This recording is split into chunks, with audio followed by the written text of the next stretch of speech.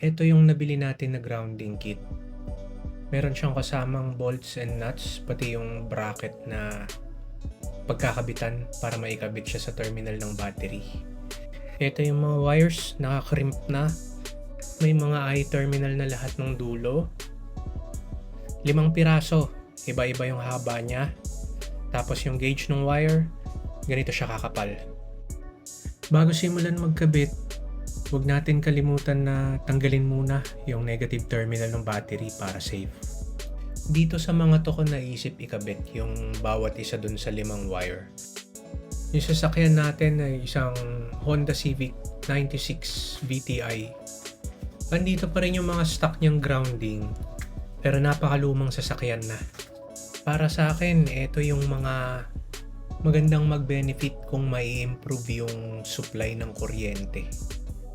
So dito nakakabit yung bracket sa negative terminal ng baterya. Tapos pinagsunod-sunod ko lang yung kabit ng kable base sa haba nila. Yung unang pinakamaigsi andito sa side ng baterya sa chassis. Meron na yung dating grounding wire dito. So dito ko na lang siya kinabit sa kabila para magkahiwalay. Tapos yung sumunod na kable, yung sumunod na mas mahaba, papunta dito sa may transmission. Yan. Tapos yung pangatlo, papunta dito sa chassis sa bandang harap, sa side ng headlamp tsaka ng radiator. Tapos yung pang-apat, andito na, sa may bandang distributor. Yung pinagkabitan, dito na siya sa engine, pero halos dun na rin sa kung saan nakamount yung distributor dito. Tapos yung pang-5 kable, yung pinakamahaba, papunta naman dito sa kabilang side.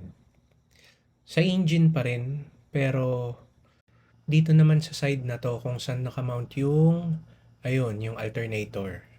So, bale 2 wire papunta sa engine block, pero yung isa sa side ng distributor, tapos yung isa sa side ng alternator.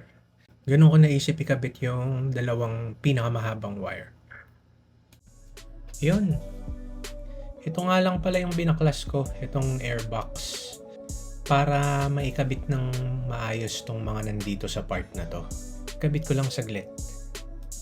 Oo nga pala, kung pwedeng makisuyo, paklik naman ako netong subscribe button. Isang tapik nyo lang yan, pero para sa akin, napakalaking bagay nun. So, ganyan itsura niya pag naikabit na lahat.